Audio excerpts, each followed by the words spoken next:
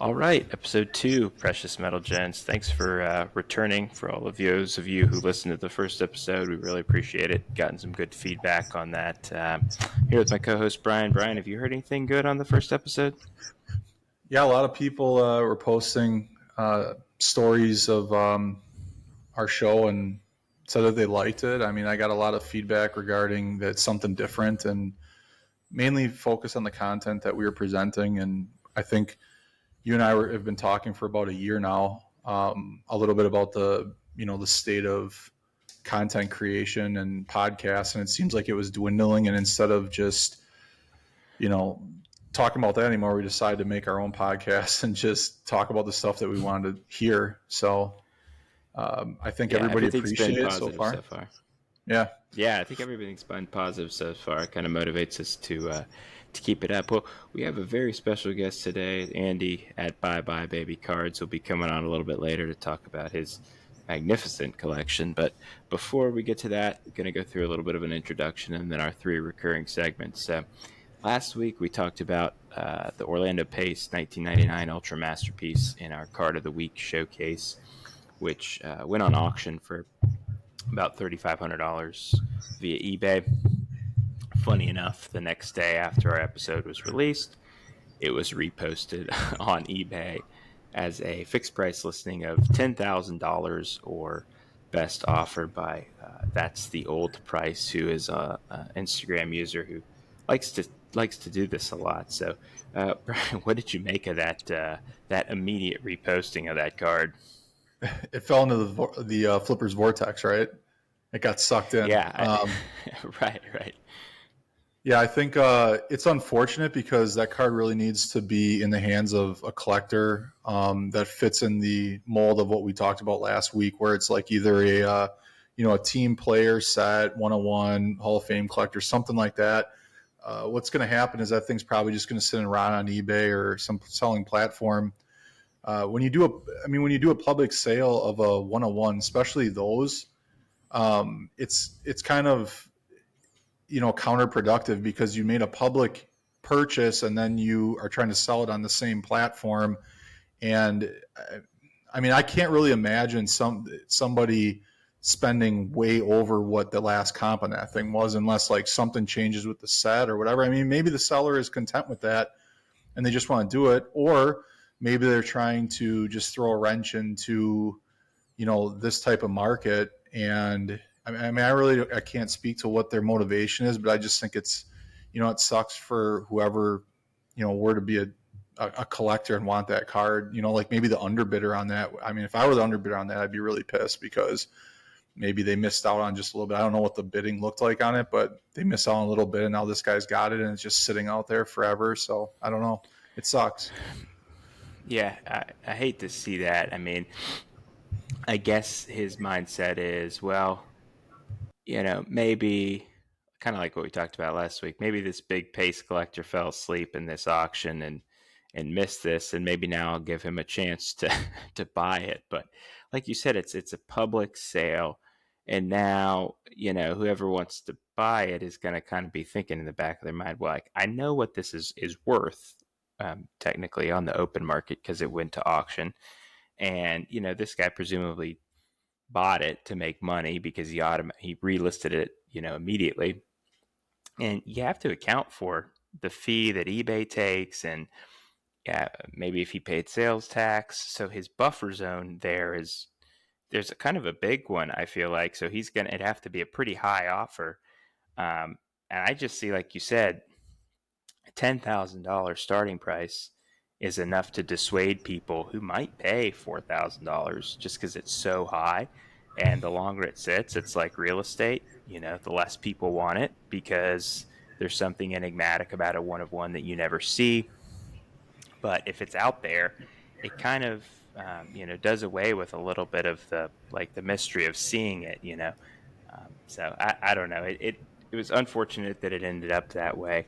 But I hope it ends up at some point in somebody's collection and not sitting on eBay. But you could see, unfortunately, with this market changing with these 90s and early 2000s cards, as this market progresses and grows, you could start seeing more people like that, like flippers and that, get into this market, buying up stuff like that and just sitting on it, assuming that it's going to go up. Because if they're assuming that it's like a slower progression, not as much volatility, slower progression, kind of like the vintage market on steroids, because you have more scarcity and rarity with these cards. You might see flippers start getting into this stuff more than they already are, buying up, the 101s, the really low numbered stuff, sitting on them. And then, when you post them on eBay like that, he's probably just hoping for like someone to contact him on social media and do a sale off, but he's kind of just like free marketing his card, like he's setting up at a card show and just letting it sit there for a super high price. Yeah, I think you're right. Unfortunately, that looks to be the case, and we may see it in circulation again or up for auction down the line. But anyway, let's move into our first segment, which is Mail Day. I will share my pickups first, since Brian has a lot more than I do. I picked up 2 cards, nothing big. 1999 Finest Gold Refractor of Jeff Bagwell, PSA 9, which is strange because I had one in a PSA 9 and then I sent it to fund your cards for a card I'm funding. And then 2 days later, I just bought another one on eBay because, I mean, if you own any 1999 Finest, it kind of adheres to the slab a little bit. There's a Mylar liner that creates these kind of ugly, not air pockets, but like almost like a window cling, static cling between the card and the sleeve, and it looked pretty bad on my other copy. I bought this. This was in a new PSA slab. Looks pretty good, but ever since I got that Gem Masters, I've kind of been in the mindset of, all right, I want to go for a more expanded collection. Typically, I like to have 8 to 10 guys, but if you have the best card, there's some motivation to have a bigger collection of that person, because having the best collection is within the realm of outcomes or the realm of possibilities because you have the best card. So that was kind of my mindset there. And then I picked up a 1999 Skybox Premium Shining Star Rubies of Patriots legend Andy Katzenmoyer, who was a rookie in '99. The rookies had, of course, the parallel, the Rubies parallel out of 30, but then they also had a purple foil parallel out of 15. This is the out of 30.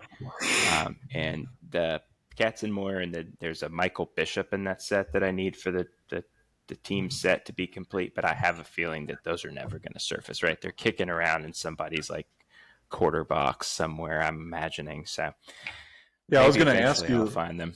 When I saw that on there, you're doing the team set for the 99 Rubies, and then are you going to go back to, I know you sold off some of the PMGs, are you going to go back to that and still do those 90s Patriots sets?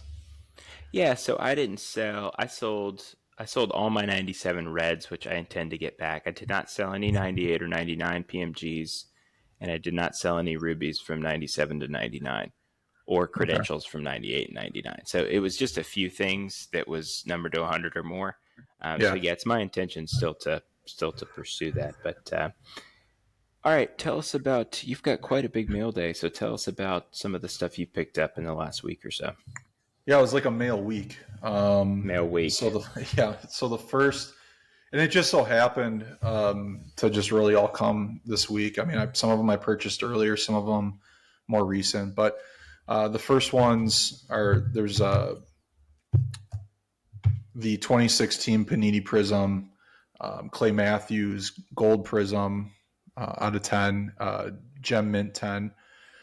Trying to work on the gold run of that. Pretty much since I got the 2012, I was like, okay, well, now I'm going to try to do the full gold run for Clay for the Prism Golds. And then I have a couple other ones on the way that I'll probably bring out next week or the week after. The big one for Clay Matthews, though, following up that 2012 that I got last week, is the 2015 Prism Black Pulsar Clay Matthews 101. So in 2015, Prism shifted from the finite temporarily and did the Pulsar Prism, which I was kind of skeptical on, like, do I even really want that one? I love the 2015 design. That's it's one of my favorites. It's top three favorite Prism designs. But then with the Pulsar, I mean, it's something different. I do like the Finite better, I'll admit, but with the Image and the Pulsar does look pretty cool. So they're trying something different. 2015 had a lot of different parallels that they added. That violet mosaic, that was the first year of gold vinyl. So they're trying new things, which is, I think, a really good thing for companies to do. And I really like the card, getting it in hand. So that's my second 101 Clay Matthews. I have the 2013 and then now this one. So that does it for Clay for this week. And then I have the 2000 Fleer Showcase Legacy Collection out of 20, 2000 Fleer Showcase Legacy out of 20, Jeff Jenkins. And that set, I really didn't know much about that set. I think you posted last year. Was it the Favre you got last year out of 20? I got that earlier this year. I got the Favre, Okay. yeah, and then I got the Pedro. The Pedro. So I saw both of those, and I was like, I didn't really know much about that set, and I looked it up and did a little bit of research. So I was out of 20. I'm like, wow, this thing's really cool. And then, they look cool in scans or even in pictures, but getting them in hand, it's something about like the player is almost like in a, I don't know, it's like a hollow foil or something, and then the background is really dull, and it just really pops. So it's such a cool card. They're, again, super scarce. I mean, I think they act like they're lower than 20. I mean, they might as well be like a print run of 5. You never see them pop up. So right. I really got this. I have to give a shout out to Modest Card Collection. He messaged me a picture of that card, and I literally bought it within 10 seconds of seeing his link. It popped up. It was like $11 on eBay. I mean, it's like, I know Jeff Jenkins is I know he's a common, but I mean, $11 for that card, I don't know. So there's just been right away. And then this really wouldn't matter to anybody probably other than a Brewers collector, but Giovanni Gallardo, it's a 2011. And what's really cool about this card is a 2011, they had Topps Chrome had two 101s. They had the Superfractor, of course, but then it was the anniversary set. So they had a lot of like diamonds. It was like a Hope Diamond, Canary Diamond, all that stuff. This is the Gold Canary Diamond 1 of 1. So it's really cool. It's got a lot of shine. It's got like a goldish yellow, like a brighter gold fleck on it. And it really pops. It's a 101 of Giovanni Gallardo, big Brewers pitcher back in the earlier 2000s. A lot of nostalgia with him. I'm trying to really just do, at this point, a lot of lower numbered Brewer stuff of players that, I have nostalgia for, trying to complete their gold runs. Obviously super cheap. When you get 101s, they're a little more expensive, but just awesome looking card. I think it's more that I love the parallel. Really, it could have been any Brewer, and I probably would have picked it up. It's just an awesome parallel. And then the last grouping that I have it's a 2010 Finest Mosaics out of 10, and then a 2011. So I got both of the Greg Jennings, the 2011 and the 2010. And Finest did this parallel for 2 years, and it's just your typical mosaic pattern. I think Mosaic started in like 1992 Pacific. I think if you remember those old like 92 and 93 Pacific cards. Prism. And then Pacific Prism. Pacific Prism. It's pretty much the same design. And then it got kind of brought back out in Finest in 96 in basketball. You think of like the 96 rookies, the silvers, not the golds. The golds, it's like they were testing out that atomic print, but then the silvers, I just remember like the Ray Allen, he had a silver.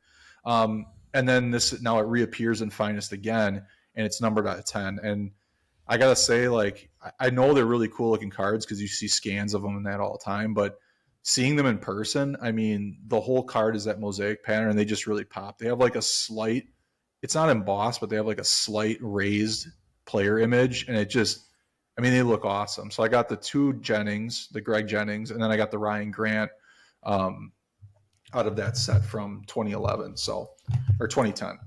So I got the three Packers, and those two came in a bundle deal from another collector, Jonathan Jazar Cards. He's a big Packer collector, so we kind of go back and forth and buy and trade things back and forth for a collection. So that's my mail week.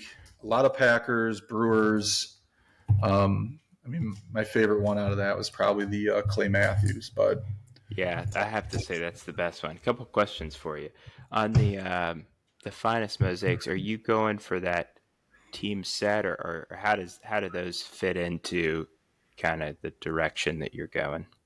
yeah, because I'm mostly going for gold stuff, right? But then I make exceptions for these cool one-off parallels, and that's that carryover, like we were talking about the finest set from last week.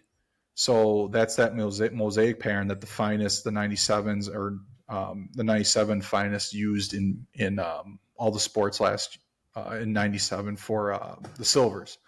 And Right. that's your carryover to the more modern set. It's such a nice parallel that now sets we're kind of copying that. I want to go for that set. I think it's kind of an iconic pattern.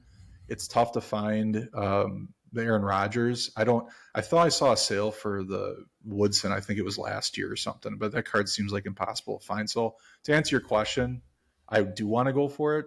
I'm not gonna go crazy. I guess I say it now, but like if a Rodgers popped up, yeah, I'd probably go nuts for it. I feel like it would be tougher to get the Charles Woodson. I feel like the Charles Woodson would be like nearly impossible because he just doesn't have many cards. And if that thing came up again, it would just probably, if it was an auction, it'd just like break the bank. But yeah, I do want to go And for him. that's Super Bowl year, right? That's Yeah, 2010 yeah, season, right? yep, 2010, and then it Yeah. follows up with the 2011 where they had a historic season. I mean, you're going to ask me like as a Packer fan, yeah, they should have went to the Super Bowl and won in 2011 too. But I mean, Okay. they were better in 2011 than 2010. What? How do you? The other question I had was talking. I can't believe you got that Jenkins for $11. That's ridiculous. But how do you? Okay, so 2000 to me, 2000, 98, 97 are above 99. Do you agree with that in terms of the showcase, the legacy parallels? You're saying 2000's bigger, I up higher up than I 99? say I would say 2097 and 98 are kind of a tier above 99 to me, right? Yeah, So yeah, definitely. how do you rank, I guess, 2000 out of 20, 98 row 0 and row 1 because those are kind of the two standouts, and then 97 row 0. So that's 4. How would you rank those in terms of aesthetic? So assume the print runs were all the same. What do you think the best looking of those 4 is? Um, I get, just because it's the first, I got to go 97 just because it's the first. It's the first one. I do really love the design, but like it's really close. It's going to be 97, and then I would go this 2000. I like this design a lot. I know that the 98 again, they're all cool, but like I go 97, 2000, and then 98 row 0. So 97 row 0, 2000, this one, and then the 98 row 0, and then what was the fourth one? Row 1. 98 row 1. Yeah, because Then that's the row only 1 other would be one that's kind fourth. of distinct. Yeah, Yeah. I think that's my order too.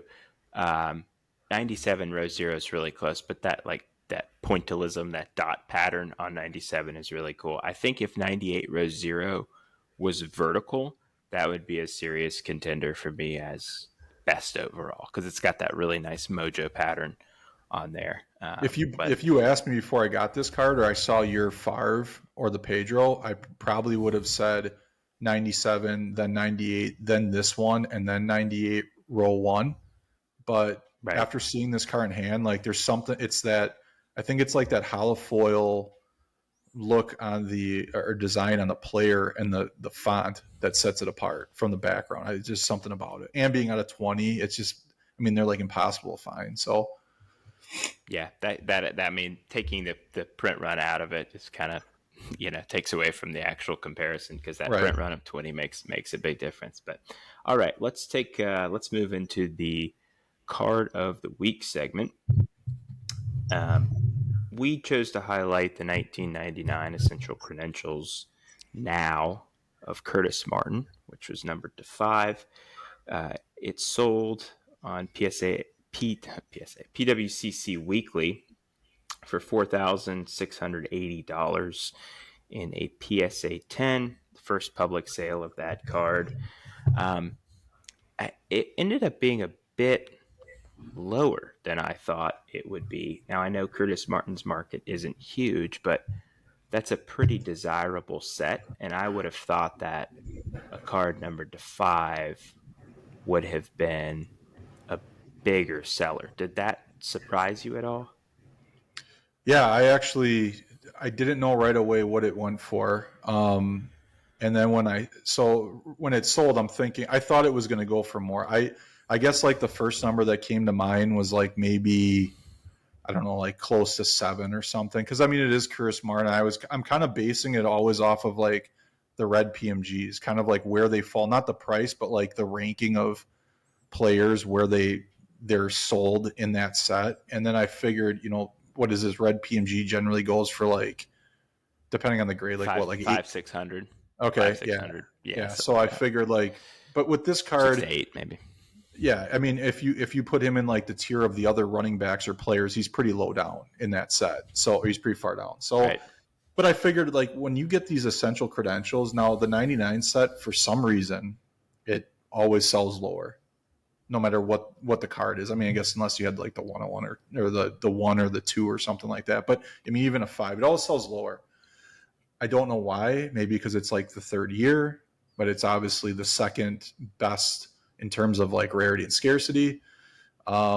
If we were talking about, not to jump to like maybe an episode down the road, but if we're going to talk about like that Favre hierarchy that you and I collaborated on, and we were looking at his cards, he's got the 4, he's got the out of 4 98.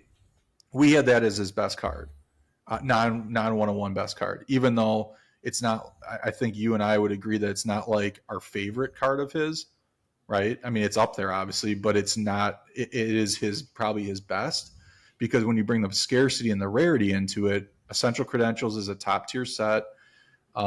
This is being the 99. It's probably his best non one of one card. It has to be, just because it's an Essential Credentials. I don't care what year it is. It's out of 5. Being in 90s, I mean, out of 5 is just essentially a 101. And I guess the only thing that would bring it back a little bit is that he's in the Jets uniform, depending on how you feel about that. I prefer, if I'm buying Curtis Martin, that's just me. I don't collect him, but if I'm buying him, I like his Patriots stuff. I think that adds like a little premium. I don't know what you think, because you collect Patriots. You're a collector of Curtis Martin. Yeah, I for me certainly does. I know a couple Martin collectors, and I've asked them, and I actually a couple of them have a preference towards the Jets, mainly because that was the team he was with for most of his career, and so that's kind of the team he's affiliated with. I would say kind of like Falk, maybe more so with the Rams and the Colts, that similar type of thing. But I always struggle with when you have a low numbered credentials where that fits in among the player's best cards, because his 98 now is numbered to 14, and obviously his PMG green is numbered to 15. The PMG last sale on the PMG green at a 15 that was graded by PSA was over 5,000, so it was higher sell than this card. And so I also, one of those same collectors said, I think I would pay more for the 98 now out of 14 than I would for this 99 out of 5, which was interesting to me. Maybe there's a little bit of that color match there with the kind of the yellow lemon lime color, but you're weighing these serial numbers, right? The out of 5 of one set against a higher serial number, but from a set that's maybe more well regarded, like the 97 PMG. And so I'm always curious how you kind of cross compare those to one another. Like with Favre, we know the 98 now is out of 4, and so nobody's really ever seen it that I know of, and obviously most people would take that over the PMG green, and I would expect it to outsell it. Now, if it were 99 out of 4, maybe that wouldn't be the case. Maybe the PMG green would still outsell it. Yeah, I think being his best card, I still would have to put this, even though it's the 99 set. It's with the 98 being, I don't know what the cutoff would be, but whenever it seems like a player, you get the low number, maybe it's like under 20 of the 98 set, people love those cards because the 98 set is like the first of the lower numbered essential credentials. Because like with the 97s, you always have, you have the 100. It's just, I feel like this card still, no matter what, it has to be, in my opinion, his best card, just because of the sheer rarity of it. Like do you know, has there been another one that's sold? I don't think you're going to see another one of these. Another Martin? No. The only now I know of that's sold with such a short print, actually, it wasn't a now, it was a 99 future of Patriots running back Kevin Falk. It was his rookie. And that sold for about 2,000 raw on auction. But that was back in 2022. I bet it would sell for more now.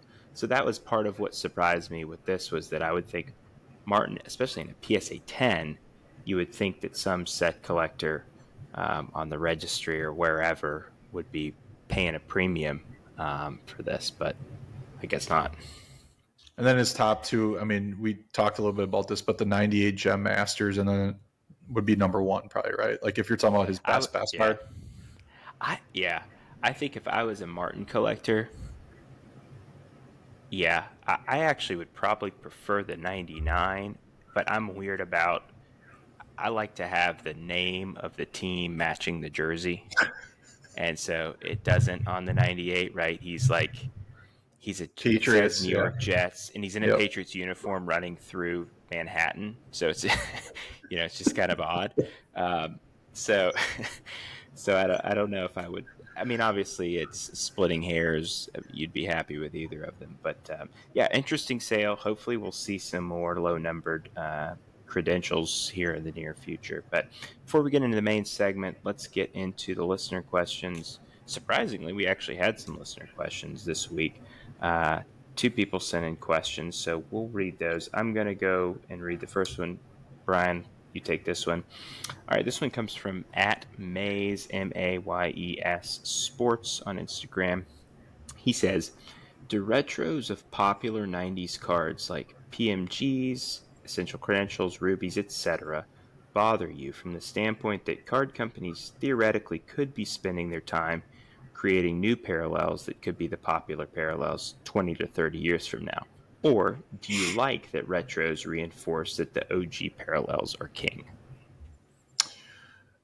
So I guess I do appreciate when sets take on the older cards and they try to do retros, and when they do it right, not like a cheap reproduction of it, but like a good one. Like 2012 Prism gets remade right now, only 12 years out of original production, and then the 2012 Fleer Retro did a bunch of college uniform stuff from the 90s metal, which I love for the simple fact that I do like collecting the Gators football as a side PC from the 90s and the 2000s, especially Tim Tebow. So I want to get a lot of his Fleer Retro stuff from that set. They got like a Hot Hands, they got a Golden Touch remake. They got a Flair showcase, and then especially the red PMG. I want to get that and match it up with the Danny Warfel 97 red PMG because they actually did those PMGs really, really well. And I'm happy that they're in the Gators college uniform because again, it's a Gators PC. But besides like my personal preference with those sets, I think it's complementary when companies do that. However, in my opinion, I do kind of agree with the question asker that, I think that I wish that sets would or companies would focus more on trying to be creative at this point and not focus solely on retro stuff, because I think they can get it's almost like they ran out of ideas. Every once in a while when you throw retro in there, it's one thing, but when you try to just constantly recreate, it kind of, to me, it kind of bastardizes the product because it's not going to be as good. I like more when companies copy parallel designs. Like I love that Prism made gold refractors and they just did it better because they made them out of 10 and they made it more consistent, where Topps kind of failed with it, where they were all over the place with them in most sets. They had some numbered out of 99, some out of 100, some out of 50, 49. I mean, it was all over the place. I love that Prism did that. So like, I like when companies copy or make parallels the same and just maybe add on to them. That's my opinion with this whole, the entire question. Yeah, I think I mostly agree. The retros don't bother me so much because really the main retros are the 2012s, and in college uniforms, I don't think I say, pose a threat to the late 90s, the real versions with pro uniforms, in the sense of, if people want a player, like, I'm not a big college uniform guy, so I don't even think about those. And then you get um, the modern stuff, like with the modern metal universe, the precious metal gems. Not in hockey. I'm talking about like what is it, like LeBron playing tennis or whatever he's Yeah, doing, or like that's stupid. Yeah, that stuff's dumb. Sabrina Nescoon or Puffer Jacket. Those aren't even on my radar, in the sense that I don't pay attention to them, because they don't dilute the 90s as much for me. But I do think there's a little bit of especially with metal now trying to stay relevant because it's unlicensed. I think that's, they're like, well, what can we use to kind of capture the nostalgia? I guess we'll just use the stuff from the 90s. But I agree with you. I'd like to see a little bit more innovation. This next question comes from at JR Fellini, Fillini. He says, how can it be that I have been looking for a Steve McNair 1998 Skybox Thunder Rave for almost 8 years, and I still haven't found one? There are supposed to be 150 of them. So I thought this was funny because this is from Joe. Joe, I think his own experience can answer this question, which was that in December of 2023, he purchased and posted a 1998 Platinum Medallion of Steve McNair from the 98 Great subset. And I think in the description on his Instagram post, he was like, I've been looking for this for 8 years. So it's probably the same story for this rave, which is that they're out there, but they are not necessarily Thunder, I guess, was not a big product back in the late 90s. I mean, you look at it now, it took me a while to come around to it because it looks very 90s ish, kind of like almost cartoonish in a way, that I think back of, like, the Trapper Keepers we had with all the colorful designs on them, etc. That's kind of what the background reminds me of. So it's not too surprising to me that a ton of these haven't surfaced.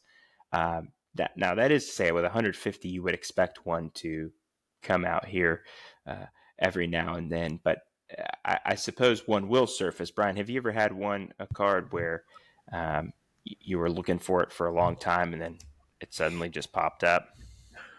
Yeah, I have one currently that I'm being stubborn about, and I'm working on right now, that it's out of 50. I mean, it should appear, but it hasn't really. And now it just popped up, and I should just buy it, but I'm just being stubborn because I know it's overpriced. But yeah, I mean, like with something like this, there's a lot of times I remember. Okay, we always talk about the 97 EC Favre, right? How it's out of 100, and it didn't pop up until like this year. It didn't pop up a ton, but every once in a while you'd see one. Then all of a sudden this year, remember there was like that flurry this last month where it was like, what, like 5 or 6 of them sold, where it all Right. of a sudden came around. Now that's more of a noticeable card. I know Essential Credential, or the EX set was really popular when it first came out in the 90s. I mean, it is popular today, but that was a really highly purchased set. I don't remember Skybox Thunder being a really sought after set. I think it was more of just, I mean, you had Skybox Premium. That was like your big purchase there, but people weren't buying Skybox Thunder. And then that card looks a lot like, if you don't know what you're looking for, it looks a lot like the base card, because you're just talking about the coloring on the font. So The foil, the nameplate foil, yeah. exactly. Yeah, it's that silver kind of look on the Rave, and then the gold, almost Gym Masters pattern on the Super Rave. So Well, guys, if you go ahead, a sorry. lot might not. I mean, a lot of those boxes probably weren't opened. and then they probably just were gone after the the selling of the company or the bankruptcy, and then a lot of them are probably sitting in dollar bucks or like your 5 rows or something in someone's closet or basement. So they'll probably appear eventually. I don't know why that one something out of 150 hasn't come up. I looked up that card on Card Ladder, and I mean the last sale was the Super Rave out of 25, and that was like I think in like 2008. So it just boggles my mind why that thing hasn't popped up. But you got the Favre Super Rave, and that thing never Right. shows up either. So, Well, there's one sitting on eBay. If you want to pay $25,000 for it, you can be yours. All right. Well, guys, please submit more questions. Always fun reading these and answering them. And by the way, if you are listening to this, if you want to check out the visuals on the cards we talked about during the mail day, they will be in the YouTube video. So without further ado, let's kick it to the conversation with Andy. All right, we're here with Andy. Bye Bye Baby Cards. Took a while to get him on the podcast. We had to send him a nice little check through the mail. So I assume you got that. I did. I'm still a little disturbed at the low amount that it came at, but here I am, right? So I appreciate the case of beer you also sent with that check. So we're good to go. It was non-alcoholic. I was worried about you. Yeah, but if you drink 12 of them, you know what? You do get a little buzz. It gets enough, I think. Wow. And this is Andy's podcast debut, so he's here with us to talk a little bit about collecting, his collection in general. So tell us about when you first started collecting as a kid. I'm assuming that's when it happened. Yeah, just like all of us, I think, when I grew up, I was always a collector of some sort, right? I was big on collecting like Sports Illustrated magazines. I was big on collecting newspaper clippings, right? Pins, different things like that, all the way started when I was like 5, right? So there was always this sort of collecting bug, I would say. But when it came to sort of collecting cards, it was probably, so I was born mid-'80s. So when I was about 10, 9, 10, 11, 12, 13 was sort of my hubbub right there, right? So that sort of late 90s sort of stretch that we all love and cherish and stuff was sort of when I really started sort of ripping packs and doing my thing. Yeah. Was it baseball, football, basketball? Like, what was your sport honestly, choice there? Like I honestly thought I was going to play in the NBA. So You still might. You still might. We don't know. Yeah. Look at this body for sure. I mean, so definitely basketball. I mean, it's so crazy because I'll look back. A couple years ago, my mom found some like old binders or whatever it was from like when I was a kid, and I'd find they'd just be wrappers of Skybox Premium, Metal Universe. And like, who the hell knows what I if I pulled anything or not, right? And that's everyone's got those sort of things. But basketball a lot, definitely baseball. A little football, but more football was more geared towards just really local Niners, Raiders type stuff, right? Baseball, basketball specifically. were you did you have shows out by you? Were you going to a lot of shops or buying them from like retail stuff or? So get this. So the first house I grew up on, so I lived on a street called Maplewood in San Jose. And right behind our house were these 3 iconic movie theaters, right? They're like really famous globe theaters called the Century Theaters. Down the street, literally down the street, was a hobby shop, right? So that was a dream, right? The street had a cul-de-sac too. I mean, it's just your stupid bullshit, picturesque, hobby sort of childhood, right? So we had a hobby shop right at the street, down the street, and stuff like that. So wasn't going to shows or anything like that. Nothing aggressive, I mean, I was still a kid playing a ton of sports and all that stuff, right? So it wasn't like I was hardcore into it at that stage, right? Because nobody else was so much doing it around me too, What about the so you got back out, or did you just kind of like just fade away with it? Never really was like huge into it, just faded away? Well, I mean, I was huge into it. I mean, I was huge into it in terms of like I enjoyed collecting the cards. Now, I would say I wasn't the biggest like chaser of parallels or anything like that. For me, it was always about just the players, right? When I was a kid, I used to, wake up and just study box scores in the newspaper every day, right? And so some of that is just like you get the same sort of feel with cards, right? In terms of when you're a kid, the backs of the cards, the fronts of the cards, all these different players, you start to really follow a ton of people, right? So it's not so much I faded away from it, right? It just sort of as you grow up, you start getting into different things, right? Girls, sports, drugs, rock and roll, that sort of thing, right? As I would hope many of you have experienced. And then, I would say, I wrote down, around 2015, 2016. So this is like late 20s, maybe, right? Late 20s. Yeah. I'm trying to date myself. I dabbled in it for about a year, but sort of kind of quickly got out of it for personal reasons, right? But I would say I really got back into it in 2022. What was the impetus for getting back into it? With a much more focused approach, I would say. What made you get back in 2022? Was there some kind of event? I sat on the sideline for most of that COVID sort of run. I mean, 2022 was still nuts too, right? But the major COVID run. So I just I sat on the sideline watching that. I could care less so much about the prices that much, and we can get a discussion on the value and this and that. What I kept noticing was just all these cards that I sort of like, it just sort of fluttering different memories of stuff, like, and I sort of wanted to chase that feeling again in a way, right? And so, I sort of started jumping in slowly and whatnot, but yeah, I mean, I don't, when you jump back in 2022, was it right into the 90s stuff, or did you have that phase where you did the ultra modern too? Like a little ultra modern, but not crazy, right? It was like, get me a Tatum or something, right, or whatnot. Right. There was a heavy focus initially on Jordan collecting, right, and some Kobe's. I had some nice inserts of Jordan and whatnot, and I had some nice cards of Kobe and this and that, right?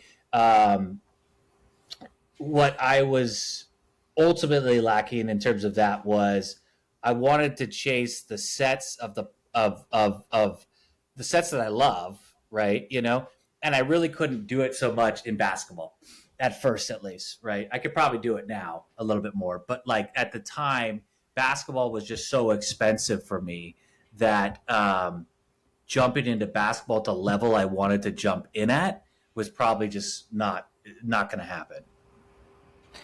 When did you feel like you found the allure of baseball and football? How far into that? I would say probably, 6 months in. I started to shift and be like, look, I collected baseball growing up. That's the sport I even played, well in high school and stuff like that. But so, about 6 months in 2022, I started to make the shift, right? And at first, it was more vast in terms of what I was looking for, right? Trying to collect as much bonds as I could, try to collect, this and that.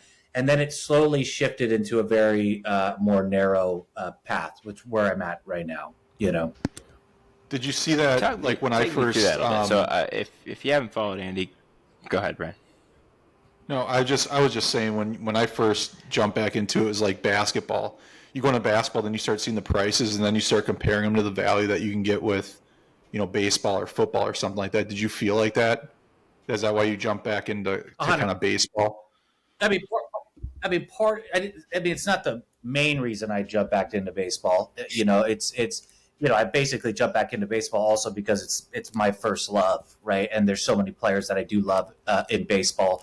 That is, what the main draw. Most of my collecting is always geared still towards some sort of experience with the player, right? It's hard for me to detach that. And the problem is I love so many people, right? And that's why my collection can be a bit wide with some of this stuff, right?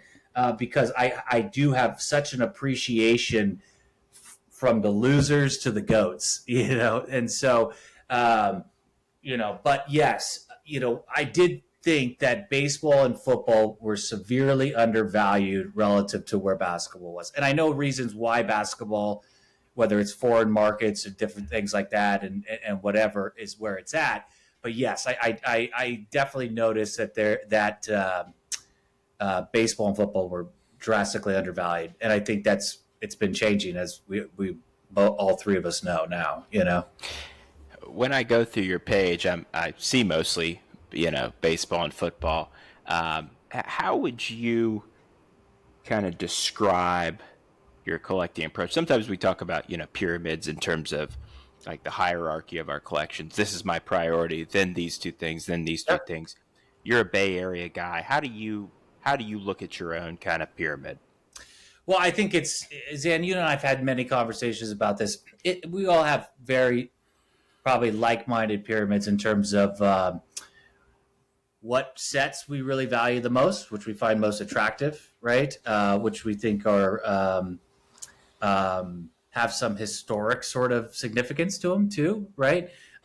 So I think it's part of it is from that lens, but then also ultimately too, it's going to be pretty player driven, right? So when I'm collecting Barry Bonds cards, right? I want the best Barry Bonds cards I can find, right? I don't want to collect all Barry Bonds cards at this point, right? But I do, but there's a lot of really great Barry Bonds cards, right? So some of that, same with Jerry Rice and everything like that. Yeah. And then I would say where it ventures out a little bit more is where I get really interested in sets, right? Like I really love 97 rubies for football. So, so that sort of collecting angle is really big for me. For instance, I really love 99 rubies for baseball. So I've got a shit ton of those, right? And so some of it's player driven, some of it's set driven. And when I'm especially when it's like a 99 rubies set for baseball, right? What I love about that set is there's basically this massive checklist of everybody that we loved in the 90s is basically in it, right? So and it's a revered and beautiful card. And so if you do love so many guys, it's kind of fun to say, here's the representation of Bobby Bonilla with this rubies in my collection, right? I've got Bobby Bonilla, right? And that satisfies that itch, right? Like, for instance, I've always wanted a decent Bruce Smith card, right, in football. And so, I really wanted the 97 rubies. I still may try to get that. But so I got the 99 PMG, right? I used to have a little good PC for Nomar, right? Completely slashed that in consolidation sort of things. But I still loved Nomar growing up. So I wanted something to represent him, right? And that's why I recently bought that masterpiece, right? I thought that was a really great piece to just sit in my collection, and there's Nomar, right? So it's a little helter skelter, but there is some sort of focus with what I'm doing.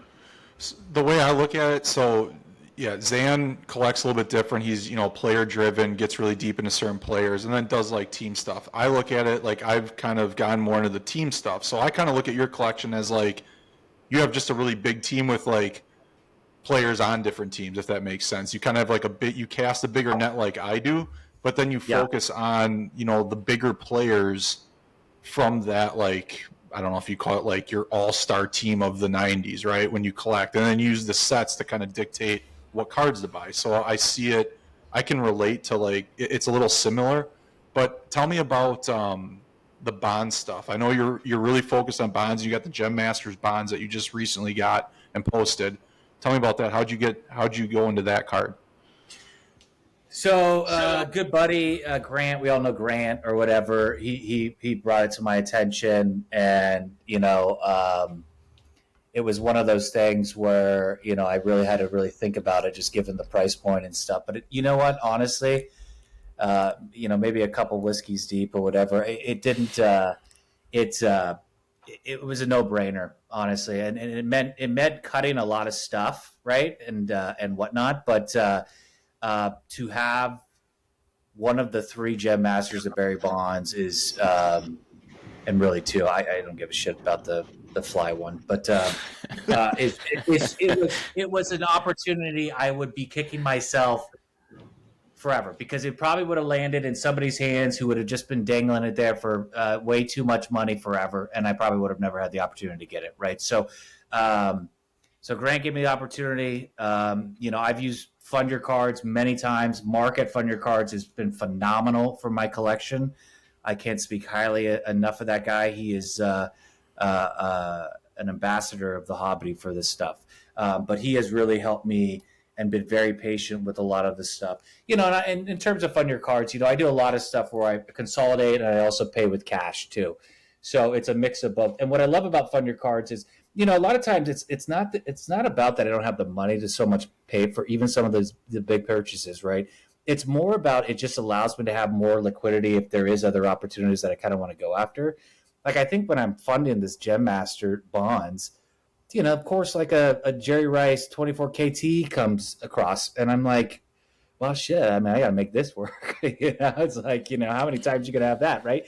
So, like, that's what I like. Like, I like having that avenue of Fund Your Cards for a lot of this stuff, but also having still that extra liquidity that I know that I can do if I need to just buy something cash.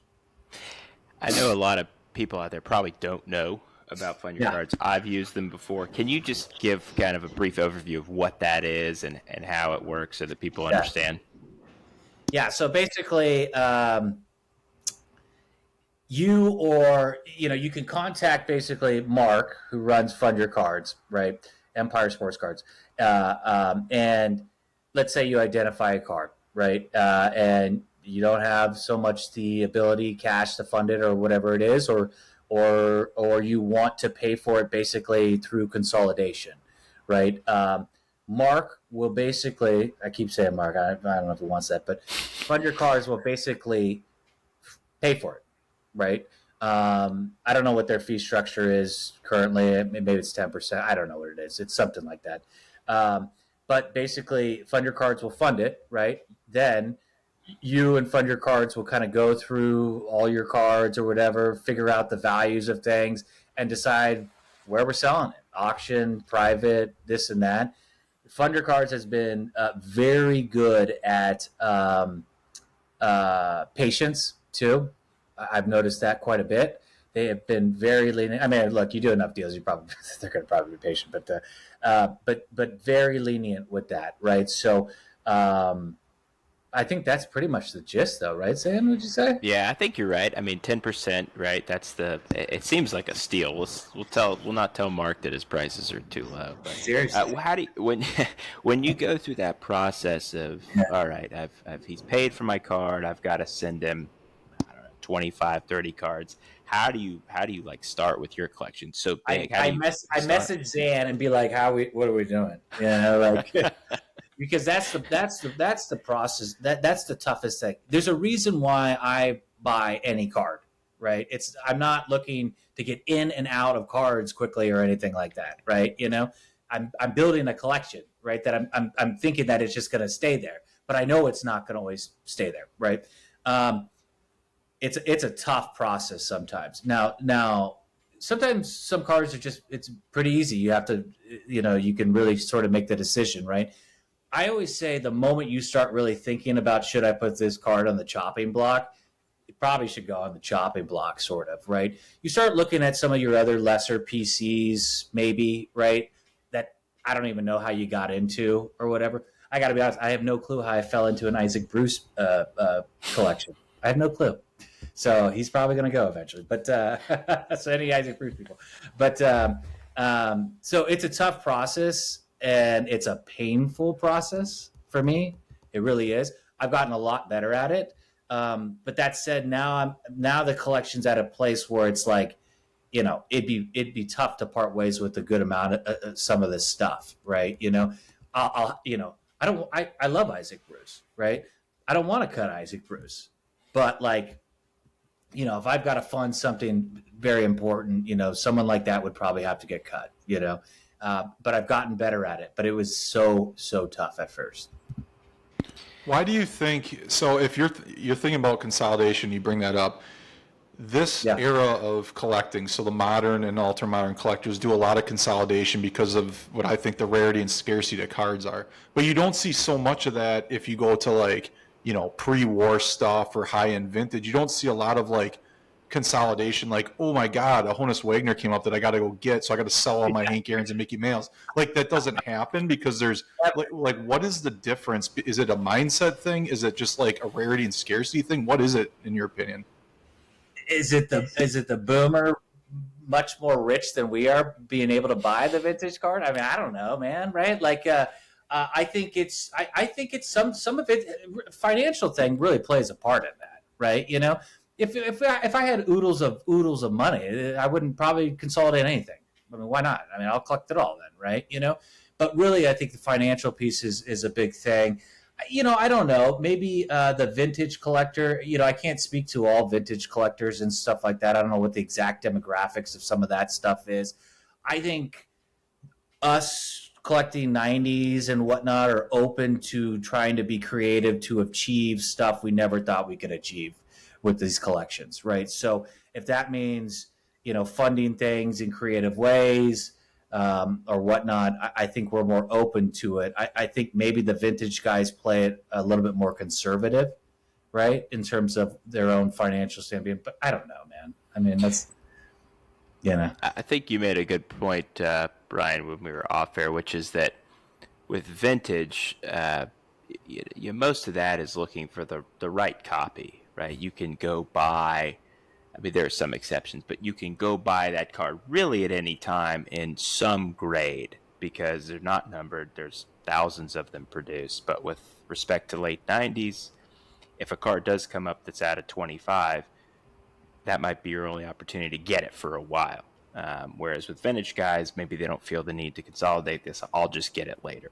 Do you think that plays a role in it? Yeah, I agree. Yeah, I think that's it. And then I also think when Andy was saying about the mindset shift too, it's like I don't know if it's the generation, but I think they focus a lot on accumulation. And like the earlier collecting was around, it's kids collecting sets of cards, so they're trying to accumulate everything, and they're kind of stockpiling stuff. And they had the mindset of like, I'm going to collect dupes, and then I'm going to like trade them to my friends to get players I don't have. So it was more of an accumulation mindset as opposed to maybe like us, the 90s collector, early 2000s collector, where it's more of like a, the new shiny object in the room, and what do I got to do to get this thing? And it might be something with like our generation too. Like the people that collect the 90s right now seem to be, I'm 39, so it's like, late 30s, early 40s, and we kind of think on our feet. It's more of just, we're not really planning it out. We see a card pop up and we want it. And we just go get it. And we try to find any way we can get it. And we try to sell the thing that has, the path of least resistance, so that maybe we can get it back. So I agree. Yeah, and I think we're still scratching the surface of the 90s in terms of value long term. I think it will just be the new vintage, and I think there's a whole sector that hasn't even really discovered it, right? And that includes the younger generation and more modern people. I think there'll be eventual shift to some of this stuff, right? And then also even people from our generation, I think maybe when they're 50, 60, 70, they might pop in, right? I just think there's the appreciation for the rarity and scarcity of these cards is still not there, in my opinion. Like, I just don't, like, a card out of 50, you'd be lucky if there's half of those cards still in existence, right? So like I still don't think there's a complete understanding of just how hard it is to obtain some of these things, right? And I think there's a big marketplace that will eventually, I don't know how long, like, I'm not picking dates or anything like that, that will eventually come to discover it, I think, and see its value, right? Whether that's for the cards and how rare they are or not, or for its monetary value, right? And everything like that. So, yeah. I think you made a note, or Brian said something. You both said something about sort of we don't really think about or plan out necessarily what we're doing, but I remember having discussions with you in the past. Tell me if this is still your thought. You said at one point, I think I would like to eventually consolidate everything into like 10 to 15 Michael Jordan cards. Do you think you could still do that, knowing what you would have to give up? I 10 to 15, man. I don't even know if I have to look through everything and see what it could get. But part of me feels like one day maybe all roads lead to Jordan again. I don't know. And I've seen that done by many people before.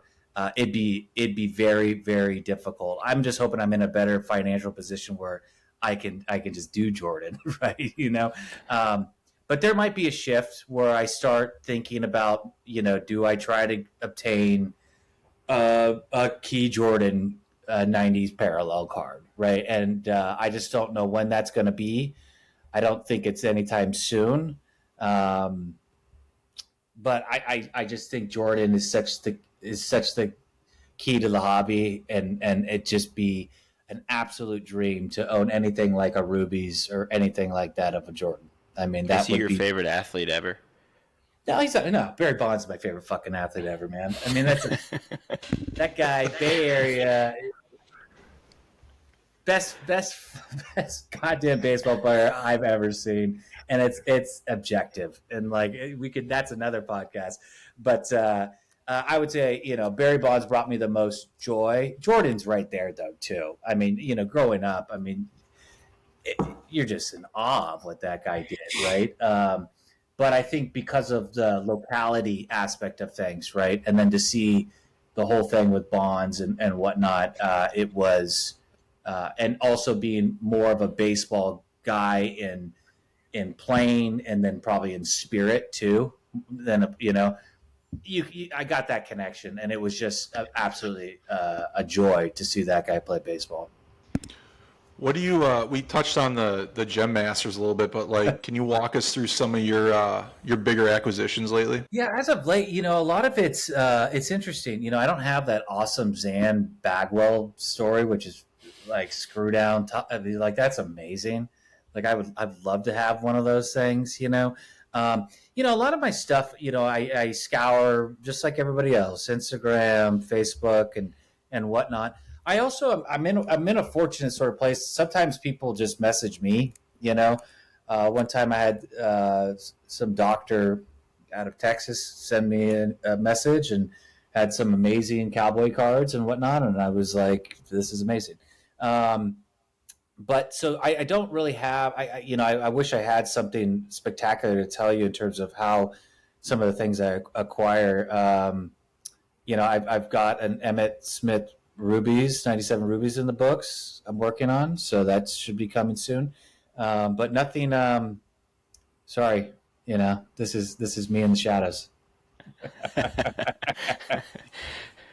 Well, tell us then a little bit about. All right, here's the put you on the spot here. All right, if you had to pick 5 parallels from the 90s or early 2000s if you want. And when I say that, it's not like you can't just pick precious metal gems and get all 3 years. You got to 99 would be 1 year. That'd be one out of 5 selections, Yeah. So, how do you, and it have to be across all sports. I mean, you're mostly baseball and football, so I imagine it's going to be from there. Yeah. That is so tough. I know we've had this conversation before. I'm looking at some of these cards here just to get an idea. I would say in terms of ranking, let's just go. Let me tell you 5, and then we can discover which ones are ranked. Right, 97 Rubies football. Right, is a favorite. 98, precious metal gems. 24 KT gold. Obviously, so there's 3, right? Probably 99 Rubies in baseball, and then probably 98 EX, essential credentials stuff, right? So, So there's the 5. Now I don't know how I would rank it. I feel like it's always changing. Like, for instance, like I'm just like on such a major 24 KT kick right now. I actually bought that second Bonds copy that was actually on Golden. Um, I'm in dupe mode now a little bit for Bonds, just because I keep seeing too many of these things out there, and I just want to store it away a little bit. Um, that's another sort of topic. Uh, but so I would honestly go probably number 5, essential credentials stuff, right? 98 baseball. Number 4, 99 Star Rubies baseball. Um, Number 3, uh, 24 KT gold stuff. And then number 2 would probably actually be the 98 precious metal gems, with 97 being the Star Rubies. Wow. I'm just obsessed with them. For me, the Star Rubies, this thing, it's so primitive in its sort of nature, right? Like it's like, is it a rubies? I don't know, right? The amoeba sort of thing is like crazy. There's something very also fragile about these things, right? I feel like these things are so hard to find, and they're just gorgeous. And so I think it checks a lot of the boxes that I love about collecting, to be honest. Did you just unintentionally reveal that you have a 97 Barry Sanders rubies? That's right. Yep, I got the 97, right? I got the 98, and I got the 99. So I've got my three Sanders rubies. I would like a couple more Sanders. He's very tough to collect. It's a very tough market and tough to find some of these things. But I'm very, very happy. Like, if that's the only 3 I ever collected Barry Sanders, I'm very satisfied with that collection, to be honest. Do you think like the appeal with the 97 has to do with that, how it's almost like a color match in the background with each card? Did you notice that? It's just, it kind of ties into the player's color. Color match, it's very living, breathing sort of thing, right? It really grows and shrinks and grows and shrinks, right? Also, I think the fragile aspect of that card is crazy, right? I also think those things were probably discarded more than some of this other stuff, right? It is tough. For the life of me, it is hard to find a Steve Young 97 Ruby. I can't find it. I had one opportunity to do it and I missed it, and now I can't find another one, right? It's really hard. I can find a lot of some of this other players and different things and whatnot, but like the 97 rubies, especially in football, seems to be very, very tricky to find. Yeah, I want the Favre. I know Zan's looking for the Favre too. The 97 rubies Favre. I want the Favre. I think there's 3 of them I know of floating around, but nobody really wants to sell them. One thing I want to ask you, we were talking about this earlier in the episode with Brian and I were talking about Curtis Martin. So Bonds has, you have the MLPD Gem Masters. He obviously has the base Gem Masters from that year. And then he's got, 7, 97, 98 legacy masterpieces. And then he's got 2 ultra masterpieces, right? So it's a bunch of 1-of-1s. But his 98 credentials now is out of 2. And I know you and I both seen a picture of that. What is that out of 2? How many of the 1-of-1s do you rank that over? So I would say, I think the obviously the 99 base Bonds is number 1. That's got to be his best. That's got to be the best card. Just like, I think, to be honest, I think that's Michael Jordan's best card, or whatever.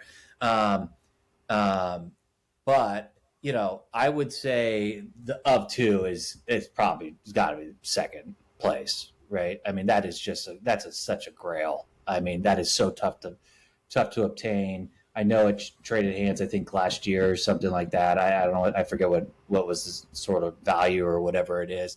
I definitely want to own, like a 97, Flair Showcase 1-of-1. I don't even care what row it is. Right. But definitely just from 97, just because it's the first year of that. Right. But yeah, I think the of 2, just because it's of 2, like whatever. Right? I think it's neck and neck with the Gem the Metal Universe Gem Masters base. Yeah. I mean, wouldn't you probably agree, Zan? I mean, Yeah, I think so. The struggle is when a player has a low numbered credentials, how that kind of how yeah. you weigh that. I mean, I think Brian, would you agree? Like the Favre 98 now out of four, I think I'd take that over any. I'd take that over any legacy one of one. Would you? Yeah, yeah, without a Oh doubt. yeah. And then like especially if you had like the 4 out of 4 from that, I mean that's like the ultimate. Oh my Right.